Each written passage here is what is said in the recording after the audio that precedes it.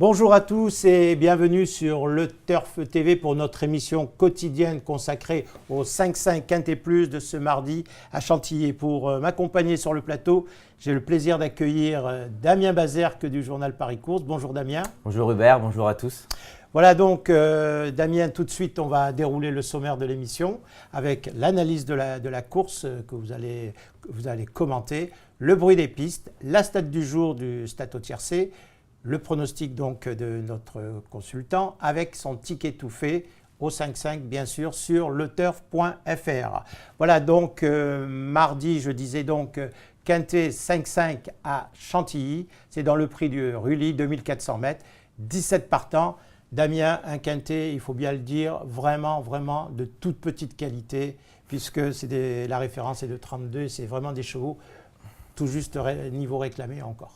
Effectivement, on voit même des chevaux en valeur 19,5 au départ de ce quintet, je pense notamment à Chiclana. C'est vrai que c'est un petit peu un quintet de secours, mais bon, au moins les galopeurs seront contents de pouvoir jouer sur cette course support du 5-5. Vous l'avez dit, un quintet de secours, un 5-5 de secours, bien évidemment, puisque à l'origine, cette course, enfin ce quintet devait se dérouler à Beaumont-de-Lomagne, au trot, mais faute de combattants, les organisateurs ont dû changer leur fusil d'épaule. Et on se retrouve, il faut bien le dire, mais bon, qu'importe le flacon, comme on dit, pourvu qu'on ait l'ivresse. Si on donne l'arrivée et si on passe à la caisse, je crois que les parieurs seront très heureux. Et nous allons tout faire pour cela. Damien, vous avez placé en tête le numéro 14, Night Fighter, un cheval, la forme, Marcel Roland, j'imagine. Et puis, bon, peut-être le poids aussi. Oui, pas seulement. Je pense que c'est un cheval qui, fin 2011, avait effectué vraiment de bons débuts. Je pense que son entourage avait d'autres ambitions le concernant. Après, il était un petit peu arrêté. À force d'échouer dans le handicap, le cheval est redescendu en valeur 24. À Nancy, il terminait deuxième avec une excellente fin de course. Le dernier coup, apparemment, Marcel Roland a dit qu'il avait peut-être été un petit peu trop offensif. Ici, ils vont un petit peu plus s'attendre. Et je pense que le terrain qui sera fermé sera aussi un atout pour ce cheval. J'allais vous le dire, le bon terrain, c'est vraiment un atout capital pour ce cheval. Et en plus, je crois que Thierry Tulliez est le consultant de Paris Course. Donc, je crois que vous l'avez eu en direct. Comment est-il? Écoutez, il découvre le cheval, mais selon lui, il devrait vraiment avoir une première chance à défendre dans cette épreuve. D'accord. Donc, le numéro 14, Night Fighter, un bon favori. Et vous lui opposez le numéro 3, Lovely Song. Oui, bien sûr.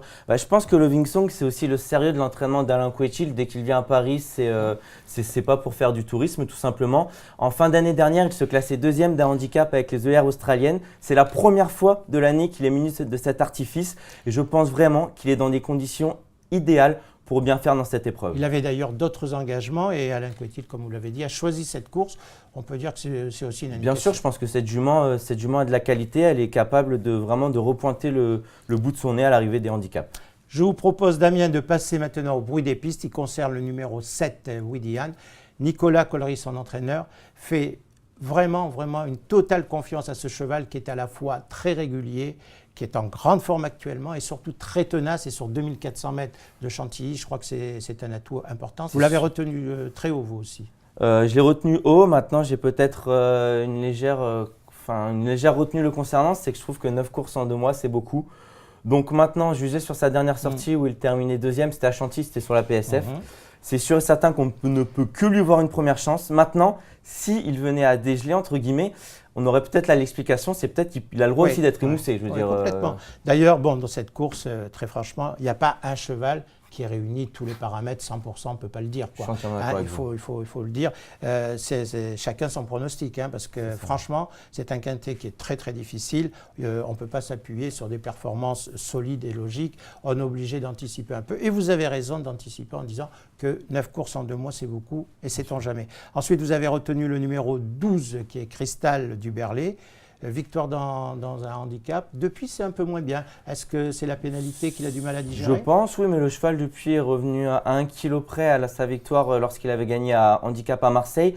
Le dernier coup, je trouve que le cheval a vraiment montré du mieux parce qu'il avait bien terminé. Christophe Soumillon-Étincelle, je pense que ce cheval-là réunit pas mal d'atouts de son côté. Et d'ailleurs, je pense qu'il est indissociable avec son partenaire de boxe, Moon Illusion. Parce que la dernière fois, ils ont tous les deux vraiment terminé dans la même foulée. La jument a un petit numéro de corne, donc je pense que Cristal c'est le numéro 16. Ou le numéro 7, voilà, Moon Illusion. Je pense que ces deux-là sont indissociables et je les vois bien finir, peut-être pas gagner, mais venir prendre une place. Vous faites d'une pierre deux coups, donc Voilà. vous avez repris cette ligne. Et concernant ce numéro 16, Moon Illusion, on peut dire que déjà, bon, elle revient en forme, et puis elle aura les œillères cette fois-ci. Oui, voilà, elle aura les œillères qui apparemment lui font beaucoup de bien. Voilà, donc ensuite, encore un outsider, hein. Vous avez mis le 13e favori de la presse, c'est le numéro 8, Duchesse Satin. Bon, c'est un cheval qui nous vient de province, de Marseille, c'est une région que vous connaissez bien, Stéphane Labatte. J'imagine que vous avez dû avoir un petit bruit des pistes là aussi. Pas forcément, mais je pense qu'il vient de la recevoir depuis très peu de temps. Le dernier coup, dans ta première sortie pour lui, était très décevante. Le deuxième coup avec les œillères à linière, elle s'est intercalée entre deux juments qui avancent un petit peu. Je pense vraiment que si Stéphane Labatte est venu disputer cet handicap, c'est qu'il la croit compétitive.